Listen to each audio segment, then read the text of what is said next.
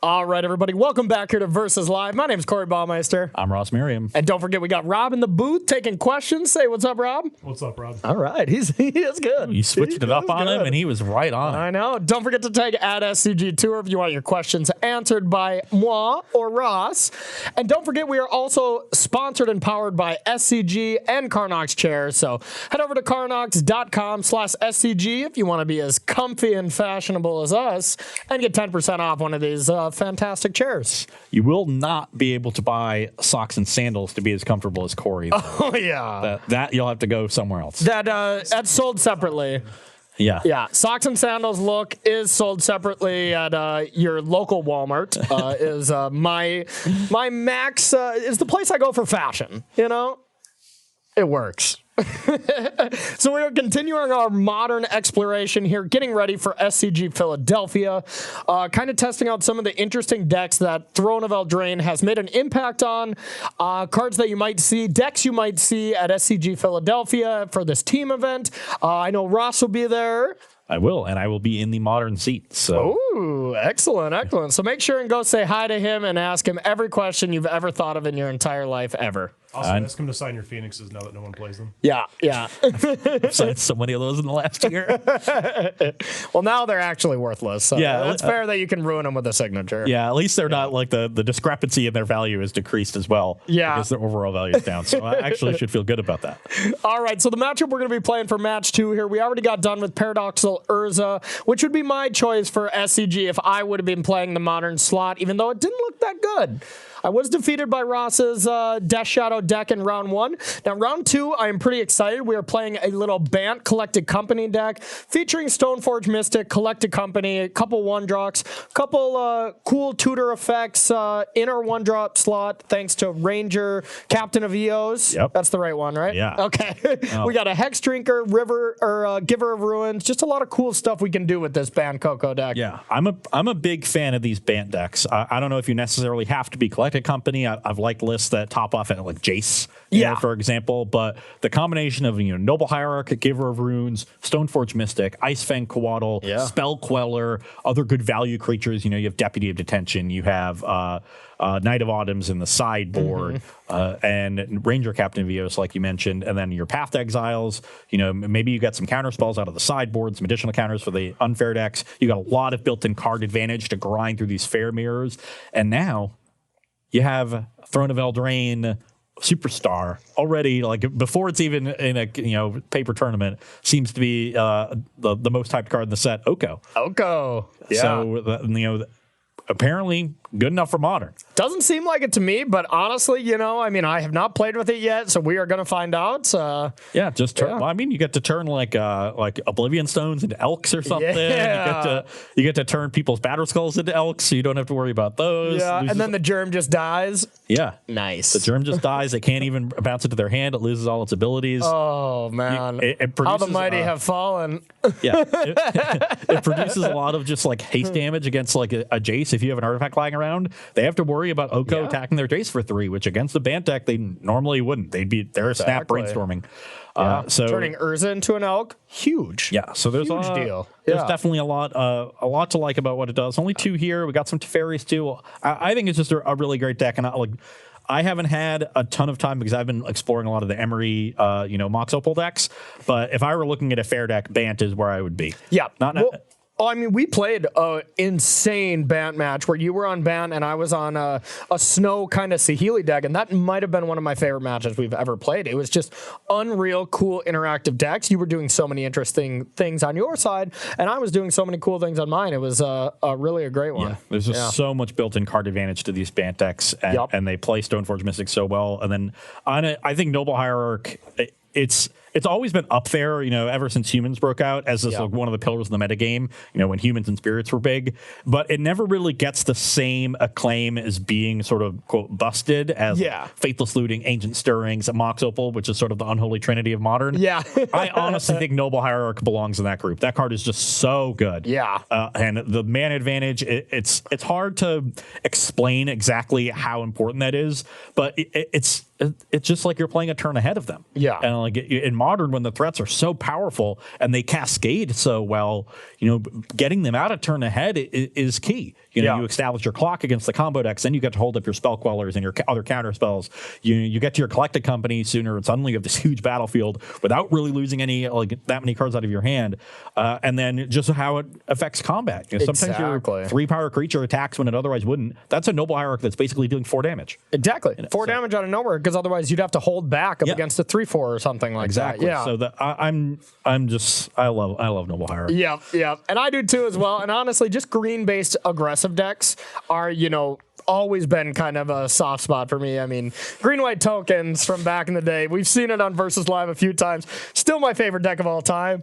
I'm biased because it was like one of the best weekends of Magic of my life, but I just love being able to curve a powerful 3-drop on turn 2 thanks to Noble Hierarch and gain that value because of it. So you get to play Teferi, you get to play Oka, you get to spell queller somebody's spell, play Ranger Captain Vios, a lot of good 3s to accelerate into in that deck. Agreed. Okay. Well, let's stop talking about playing Magic and start playing some Magic. I'm hyped. Yeah, I'm going to be playing Azorius Stoneblade. I don't know if we got to that. Yeah. Oh yeah, but yeah, we're just all hyped on this. I know, but we are going to see kind of one last thing I do want to say is we are going to see a difference between a proactive Stoneforge Mystic and a reactive Stoneforge Mystic.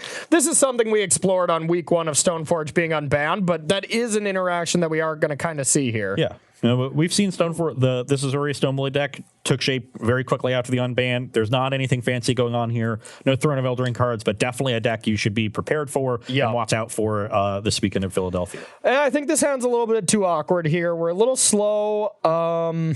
Yeah, I mean, just 5 3-drops and 2 land, not really good enough in Modern. Yeah, that is not going to do it. So we're going to take a mulligan. My hand, however, has an excellent mix of cheap spells and lands and more powerful things. So I'm going to keep this one. So you're hyped. Okay. This card here is a little awkward on the draw, but that's the one thing I would change about my hand. Okay. Still solid B+, A- hand. All right, not bad. Ooh, okay. Well, this hand is not great either, but we kind of have an easy shuffle away here. We're gonna keep this. Is that an equipment? Yep. And we're gonna go land go. No 1-drop. No 1-drop. I will play Island go. All right. All right, we have a Stoneforge. I have a Spell Snare. Oh, brutal. Okay, your turn. Well, our hand is horrific now. And I'm gonna go to 17. Get a Hallowed Fountain. And play my own Stoneforge. Okay. And mine, I don't know if I'm supposed to get Batterskull.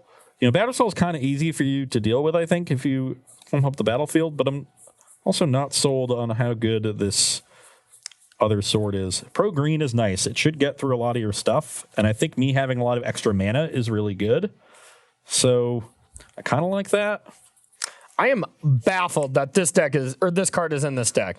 With how bad the mana base is and how demanding you need stuff, having a colorless land that with such a weak effect, I think is just preposterous. I think Moorland Haunt's great. Yeah, I mean, I think, of course, it can be great, but... Especially with all the equipment lying around. Yeah. I'm really not sure which one of these I'm supposed to get. I want to get Sword of Feast of Hand because it's way more fun. So I'm just going to do that. Okay, sure. Then we look at our hand. Our hand is absolutely god awful now. So we'll see what we can do here. All right, your turn. We were heavily reliant on this Stoneforge Mystic to do something or draw a land. That would have been cool. Okay, let's play a Field of Ruin and pass the turn. All right. Okay, so we did hit a land now. We can actually cast some spells. We'll see how good it truly is. Now, can either play... If we look at our hand, these are our 2 options here to play for this turn. And it really sucks to want to play this card, but I think we kind of have to. Yeah, we're just going to take one, play Noble. Okay, so that brings you to 19. Your turn. Okay, on your end step, I will cast an Opt. Okay. Not really the land I was looking for, but I do want another land. So I guess we will take it. Okay. And then I will activate. Yep. You got it. Now we could run into a Path to Exile here, which would be awkward. So maybe I'm supposed to wait a turn and just force that path. I kind of like that play, actually. So let's play a Celestial Colonnade and a Teferi. Okay. Then I will bounce your Noble Hierarch All right. Seems great. card, and then just get in for 1. Okay. 18. And then pass the turn. All right. So we really need a specific draw here. Oh, that probably wasn't it. That probably was not it. This card might be good, though, realistically. Oh, we can't cast it. Never mind. All right. We'll just go with a Ranger. So that'll bring you to 17. Yep. We'll search up a Giver here, and then we'll pass it to you.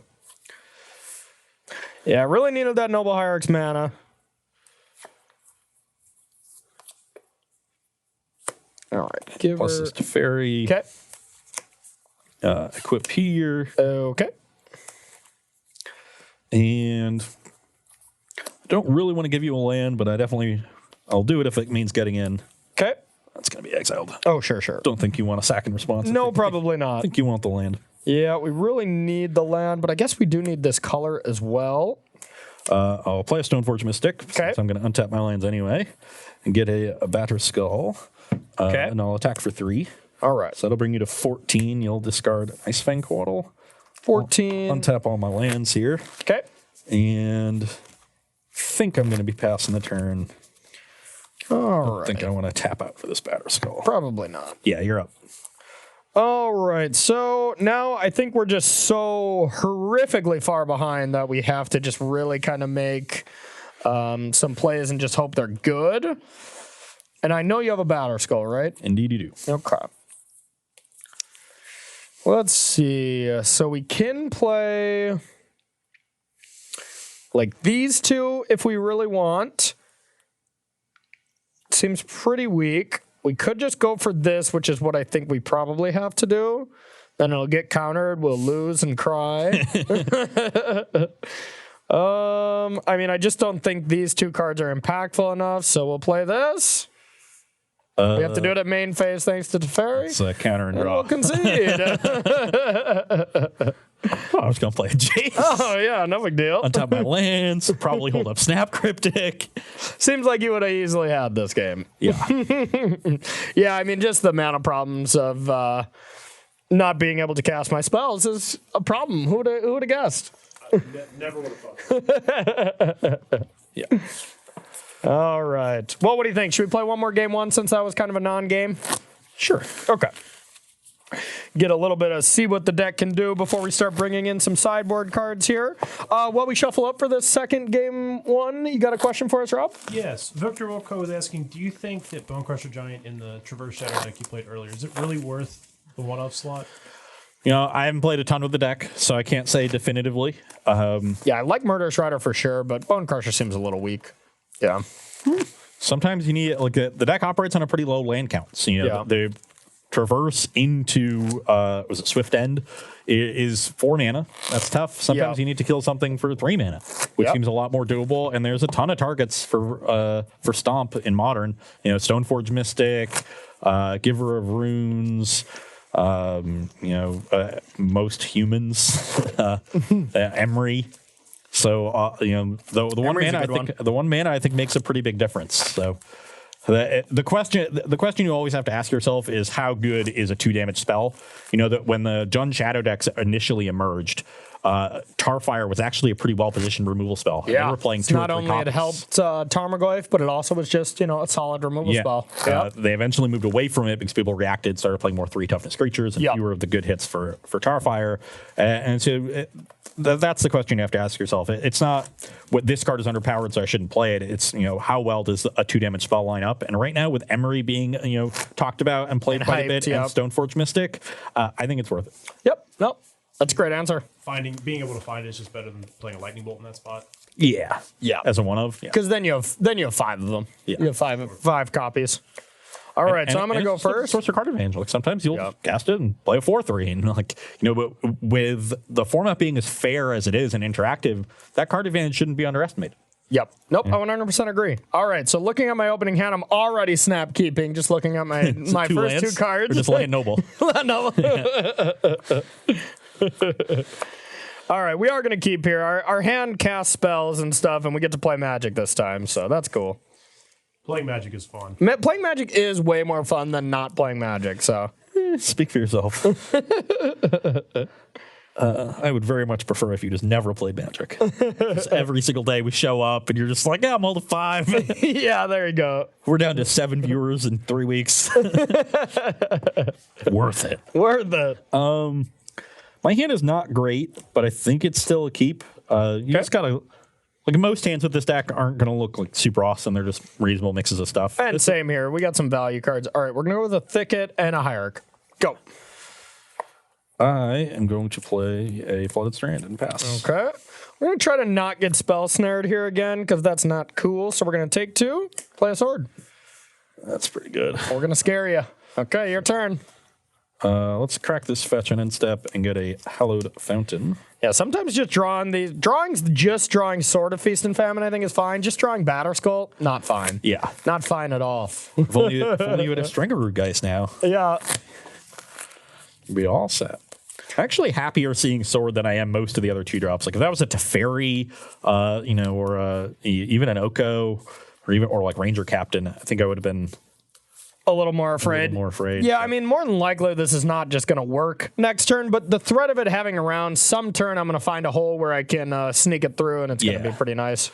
Okay, I have a Glacial Fortress, and I'll pass the turn. Okay. Yeah, like here's one of these scenarios I don't really want to just jam in because it's quite scary. To get it countered. So I think we're just going to go Noble Hierarch. Yep. And pass to you. So we're okay, this has got to be Ice Fang Quaddle. That's what's going on here. Could be. I might stop you at your upkeep. I don't see a reason really not to do this. Yeah, we'll Quaddle during your upkeep. Sure. Okay. Got him.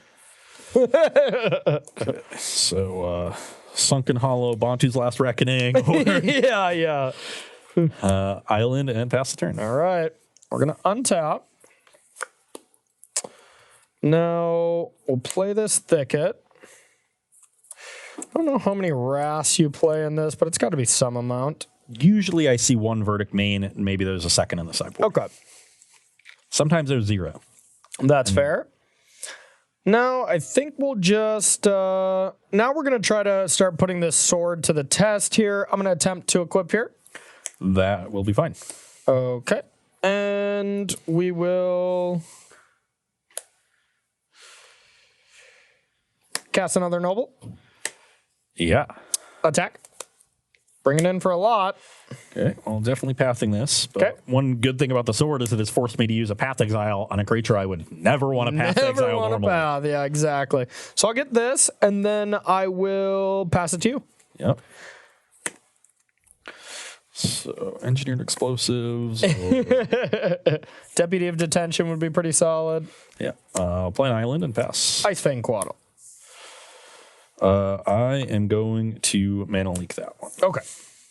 That's dead. Untap? Yep. All right. I will equip to Noble. I'll attack. Trigger.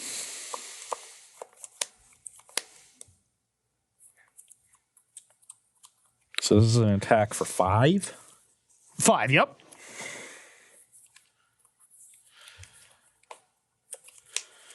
Three in hand? 3 in hand. They're all excellent.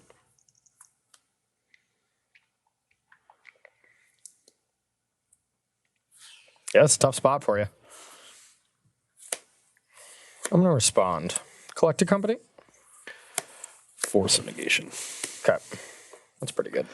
So Coco's going to be exiled. Okay. Noble's going to be exiled. Yep. So the reason I did that here is because we have Spell Quellers in our deck, so I really wanted to connect, but that did give you the option of forcing. Yeah. But if I do it on your turn, you still get to force as well, so I think it's a pretty even trade. So. Yeah, and then now you force me to get rid of another card. So definitely the right time to do it. Okay, and then I'll pass it to you. Just trying to connect with this, and now it's going to start getting much worse. Yep. 2 in hand? 2 in hand, yep. Not even, that can't be good. I think I have to try to find something better.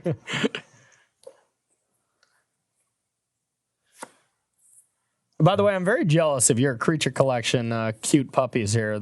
They're adorable. What are the name of this one? Bark Shadows. Bark Shadows. Nice. It's because of the Death Shadows that we put it on hillside, right? Let's play Field of Ruin. Okay. Yeah, we'll go with that. Okay, Pass cool. turn. Untap. Upkeep. Draw. Yep. On your draw step, I'll click you. Or time to cast click. I assume if Corey had a queller, he would have quelled instead of companying there on the last turn. He might gave him the option to draw one here or have another company. Maybe I was supposed to main phase this. But In response, I'm going to quad it. Yep.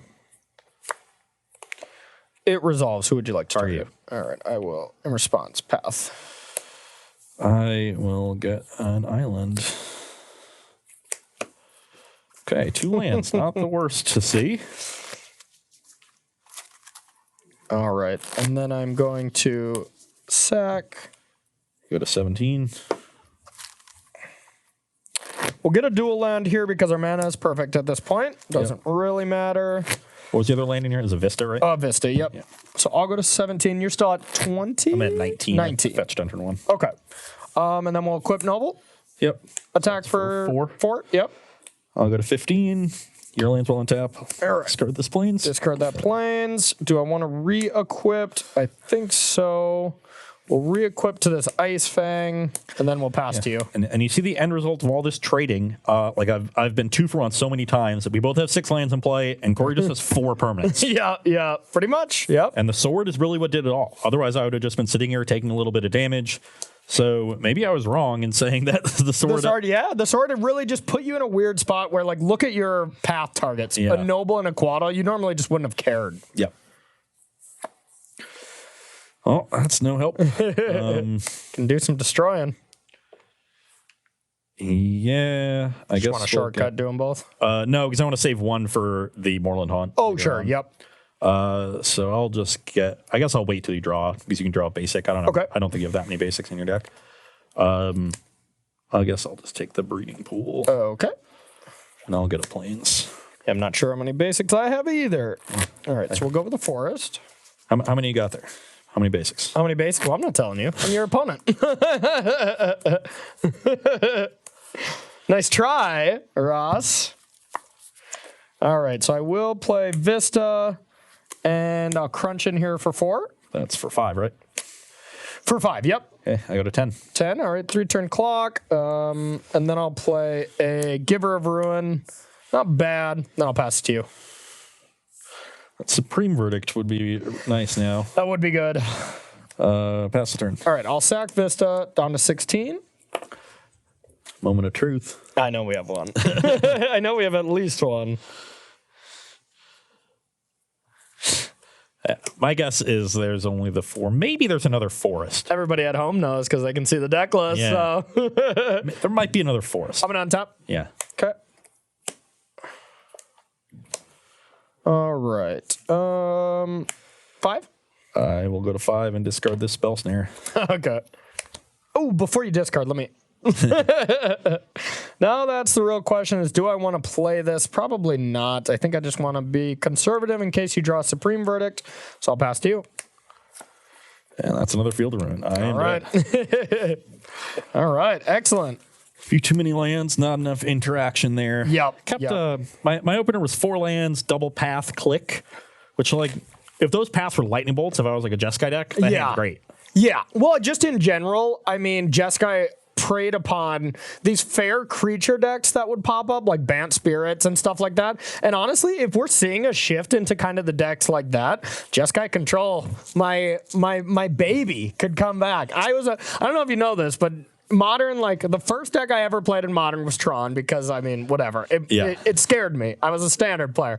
I had success with Tron, and then the next deck I played was Jeskai, and I was like, God, this is going to be so hard to play control deck. And I'm like, no, this is so much easier. Things that are giving me problems, I point at them and destroy them. You know, Yeah. It was awesome. I love Jeskai, but then it became really invalidated by big mana decks popping up, and just all the threats were bigger, X4s and stuff like that. I don't think it's probably good yet, but we'll see. Yeah, it'll pop up if people people are playing creature decks, Jeskai will be good. And there are plenty of devotees of Jeskai Smackdown, on the SCG tour. If you want to get back in the Jeskai swing of things, plenty of people to talk to. Oh, yeah. Nikolich and Jonathan Rossum were my Jeskai mentors back then, and they would still be the same, I'm sure. So, okay, we are going to take a quick break here, get sideboarding set up, and finish this match between Azorius Stoneblade and Bant Company. Don't go anywhere. And welcome back to Versus Live. We are playing Azorius Stoneblade versus Bant Company. Got some sideboarding going on. Not a ton on my side of things. We've got our Supreme Verdict. Don't have one in the main, so this is going to be really valuable to have. And then a Singleton Disenchant to help us with, the various equipment. We saw me get worked over by that sort of Feast and Famine in game 2. Yeah, I was going to say, slow down with your transformational sideboard plan here. Jesus. So this will be a nice tool. We're trimming 1 Jace. It's a hard card to land, and I think we're going to have to spend a lot of time controlling the battlefield early. And then, once we land one, it's hard for Corey to remove from the battlefield. So we don't need a ton of them. So I'm going to leave in 2, trim 1, also trim a Force of Negation. You've got some really good non-creature spells. You've got the Teferis, the Okos, the Collected Companies. Coco, you're often going to be playing at my end step, and maybe I have to tap out for the Force, but you're really at the heart of a heavy creature deck. Yeah. So this is a card, if I draw too many of them, can get really stuck in my hand. You don't want a 2-for-1 yourself in this kind of grindy matchup. Exactly. It seems. Yeah. Also a 2-for-1. I think you need some number of them because you got to stop those early Teferis, and you have to have some ways to stop Collected Companies if I tap out. If I tap out to Verdict you, normally the response from these decks is to untap and slam main face Company and try to rebuild immediately. So if I go Verdict, force your Company, untap Jace, that's the kind of pattern that I want to be playing. That's a perfect world, I feel. Yeah. We have Opt. Don't worry. It'll be fine. Okay. So I'm still going to keep a couple in, but these are cards that are liabilities if I draw too many copies early. So these are the cards that I'm going to trim. I like it. Okay, so on my side, I want to be able to, first and foremost, deal with some Stoneforge Mystic shenanigans, be able to, and it's kind of awkward because Knight of Autumn, without the help of Collected Company, cannot do it at instant speed. So that is kind of a problem, but even if you just connect with 1 Batter Skull and then I get to blow it up, that's an exchange I'm willing to make. And then just counter spells.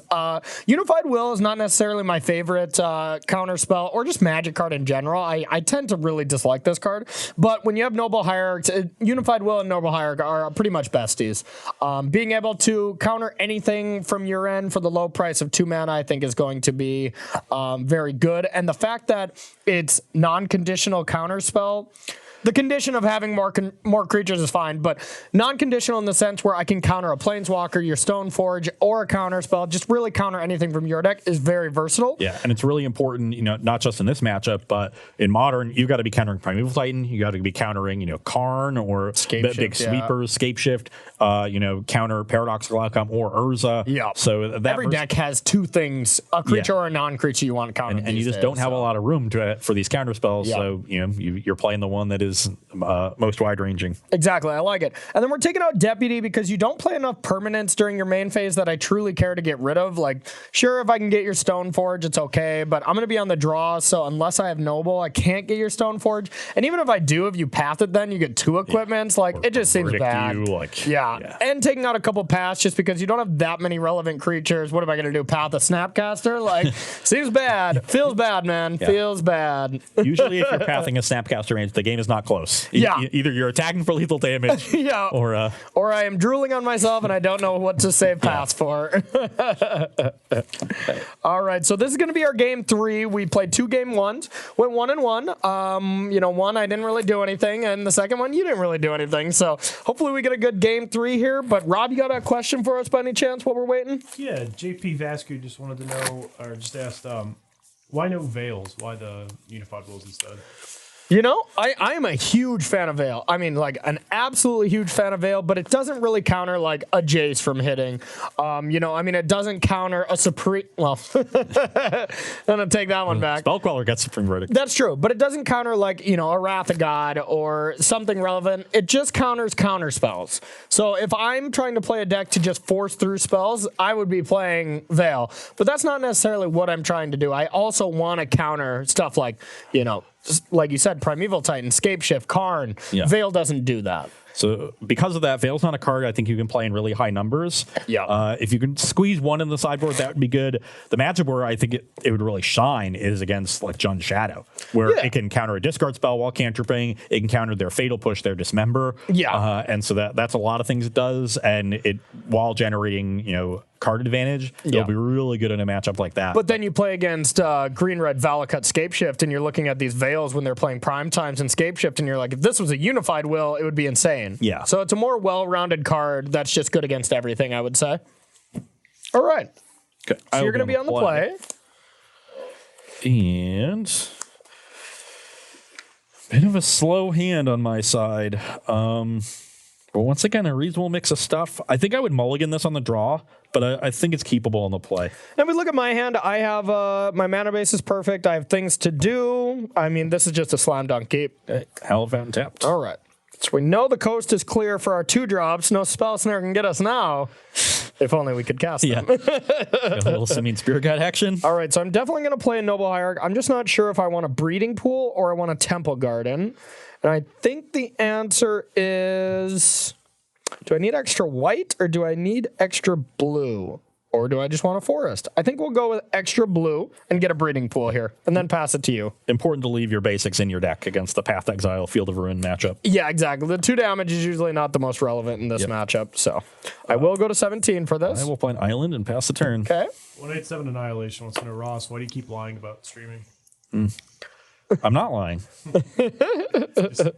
Soon for 6 months. I have a microphone. It's in my apartment. It's next to my computer. I like it. It's I like in the box. That seems great. That's the best way to test everything, obviously. Yeah. All right, I'm going to take 2. I'm going to go to 15. Yep. I'm going to tap my creature to cast Giver of Ruin, Yep. and then I'm going to pass to you. So we are once again on Ice Fang Coatl. I am going to actually play an Ambush Viper here. Let's play some Ambush Viper, okay. Get something on the battlefield. You got it. And let's attack you for 2. Okay, I'll go to 13. You want to take a bunch of damage from your lands? I'm going to punish you. I'll play an island and pass the turn. Quaddle. Yep. Quaddle. All right, draw a card. Untap. Yeah, it's the Quaddle Squirtle. It's back. All right, so now we're going to want to get a little bit aggressive here. So we're going to just play this land. I'm going to move to combat. I'm going to attack for 2. I will take 2. I'm at 18. Okay. Put you to 18, and then we'll say go.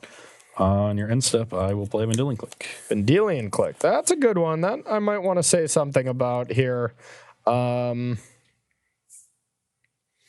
going to Spell Queller that one. And pass to you. That not only stops the attack from Snapcaster, but I just don't want Vendilion Click to either see my hand or to have to deal with it. I will play a Flooded Strand. Okay. And I will... We got a game shaping up. Let's crack the Flooded Strand. Okay. 17. We're doing things. I'm going to make a mildly risky play, but I think one that's not a huge risk, actually. Mildly risky, non-risk, been called. Corey would need to have one of his 2 swords here for me to get punished. I'm going to cast a Jace. Oh. And I'm going to plus it on myself. Okay. Because right now, Corey only has 4 power on the battlefield. That's true. And I even have a blocker for the Giver runes if that one wants to get in. But a land, sword, equipped Spell Queller would be an attack for 5 with Exalted or with the Quaddle. And so that would be a big blowout. But I think it's a risk I have to take because I'm a little behind. Okay. And I get to see the top card on my deck, maybe do something about it. That one will stay on top. Okay. So yeah, that was pretty good. I'm not a huge fan of that. Well, we drew a good one.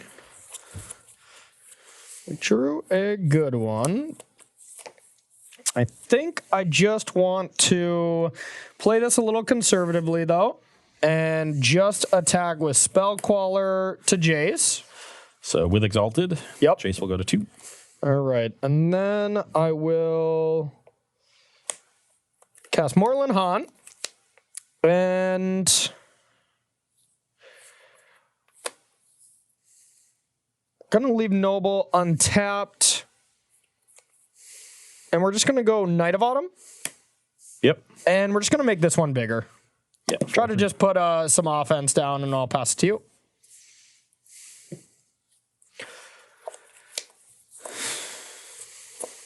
Okay. I suspect there is a Unified Will in Corey's hand based on the way he was tapping his things and deliberately leaving 2 there. You got 3 cards in hand? I have 3. Yep. This could be a real big game if I find the Supreme Verdict. I was just gonna say, I really don't want to see a Supreme Verdict here. So let's start with an Opt. Opt Resolve. Let's bottom that card that is not Supreme Verdict. Okay. So here we're just project. Yep. You know, our number one plan here is to deal with Jace, get back to a fair game, and then we can play slow again. But with the way it stands, you can't really just play slow against the Jace Mind Sculptor. You have to pressure it, and it's either going to work or it's not. And the game is heavily dictated by if it does or does not work.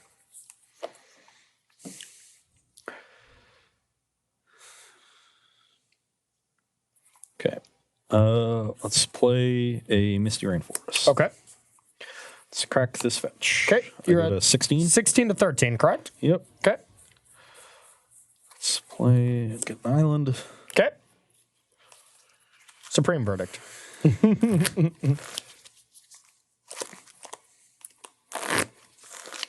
You wouldn't slow-mo roll one of your good friends like that, would you, Ross? I think you know the answer to that question. An absolutely yes, right? Hold on, I'm shuffling.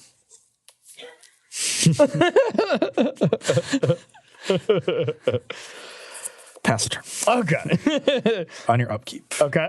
I'm going to play into your Unified Will. I'm going to try to tap your creatures and draw a card. Well, I don't think I can allow that. So we are going to Unified Will. Okay, but I have a creature.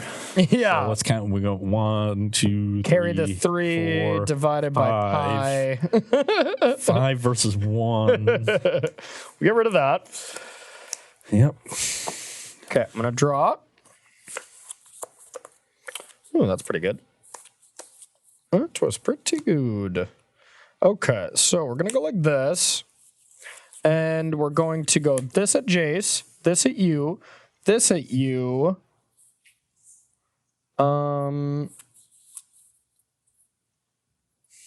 Yeah, we're going to go like that.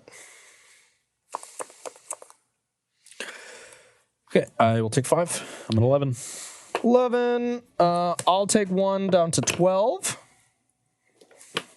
Go get a basic plains. I'm going to do a little shortcut in here because I'm going to play a ranger. That is a good one. Yep. And then I don't know exactly. I think I'm just going to get this Hex Drinker.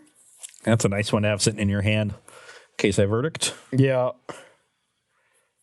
So I'm going to get a Hex Drinker, and it's interesting what I want to do outside of this.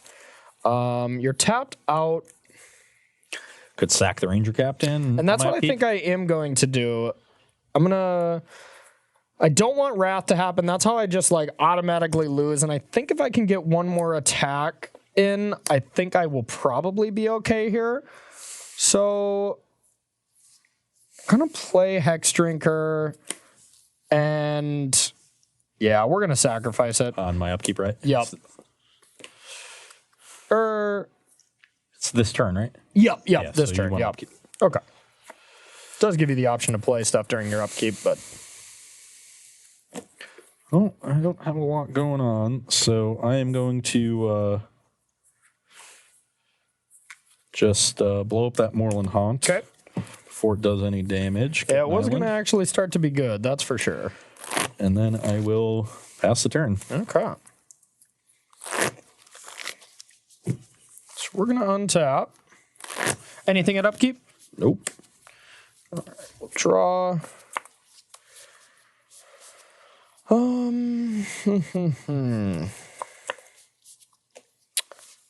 Going to declare attacks. Yep. I think we'll attack like this. Yeah, we'll attack like this. I will block the Knight of Autumn and take 3. Bring you to 8. All right, I will level 1. Yep. Level twice. Yep. Pass. Holding a collected company. RE. You don't know my life. Sorry, that was aggressive.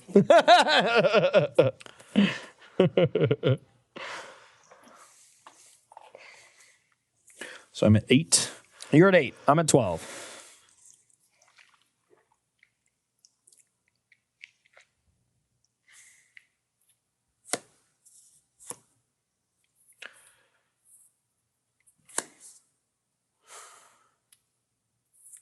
Stoneforge Mystic. Mystic. So this could go get Batter Skull here, and just play it. That might be slightly frightening. It would be dead on board. Huh? I would be dead on board. Just level your Hex Drinker all the way. That's true. That's true. I do have 6 mana. It's a good call. Okay. Yep, that resolves. Okay, I will get a Batter Skull and pass the turn. So it's got to be a cryptic.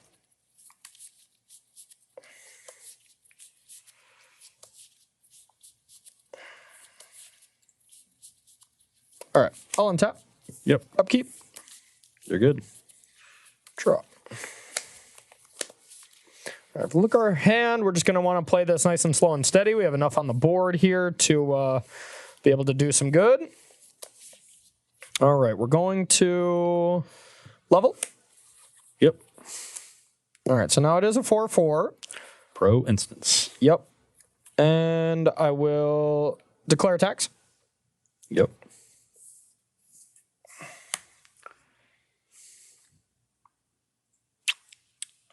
So 4, 5, 6, 7. If I attack with Giver, it would technically be lethal. Would play into a path, though. It would play into a path. Okay, we're going to attack before blockers. Path. That is a strong play, and we'll end the game. Okay. I just have Mana Lake. Just didn't draw a lot to do early. Flooded both of these games 2 and 3. Yep. But there isn't a ton to do early in this deck outside of Stoneforge Mystic. You know, got a couple Spell Snares, a couple Mana Leaks, this one Dismember.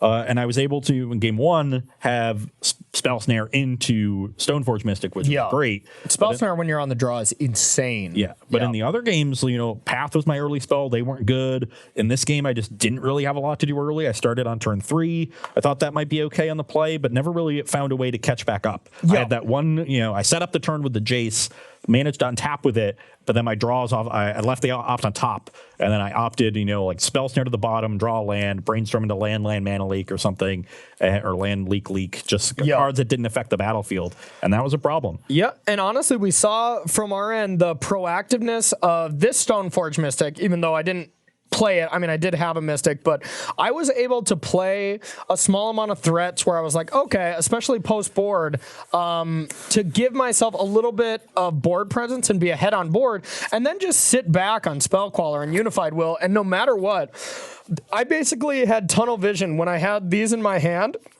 I was like, okay, I am going to leave this mana open. What do I have to do with my other amounts of mana? Because I'm always going to wanting to be reactant to you because I had that luxury of being ahead on board. And when you're not, you're forced to just have to point things there. And if your opponent has it, you lose. And that's the position you don't want to be in. And that's why I like a proactive Stoneforge Mystic plan instead of a reactive one like our Azorius Control. Yeah. And if you are going to be a little bit more reactive, you need cards that help you catch up. There's the one Supreme Verdict in this deck sideboard. I like the lists that have one main, one board. I would like to have access to 2 or 3 post board against the creature matchups, especially if we're starting to see Fair Magic reign supreme again, which, it ebb and flows. Yeah. Between fair and then non-fair, because Fair Magic brings big mana. Big mana brings busted combos.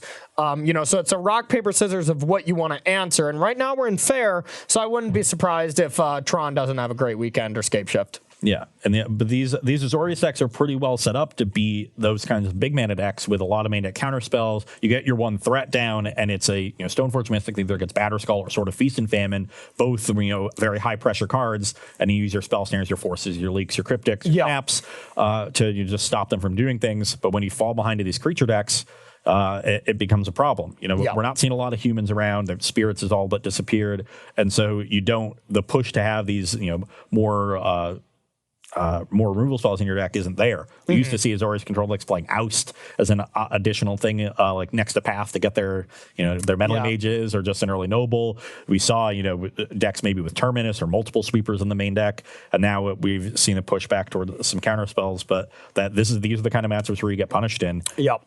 I 100% agree. But I mean, these were pretty good games. Our first 2 games, not so much. We kind of both had our problems with our mana bases or just withdrawals, flooding, etc. But this was a pretty good matchup. But what I'm looking forward to is our next match. We have a regular old grind fest on our hands. So yeah, that one's going to take a while. So I think we're going to get to our break. It's going to be 5 minutes? Yeah, that's what our directors are telling us. We're going to be playing a just classic Jund deck on my side, and Corey's going to be playing Grixis Control, and it's got some spice to it. So. And the marbles are on the line for this match. So. Marbles on the line. It should be a really interesting, long affair. So we'll take a short break here and just get into the match when we get back.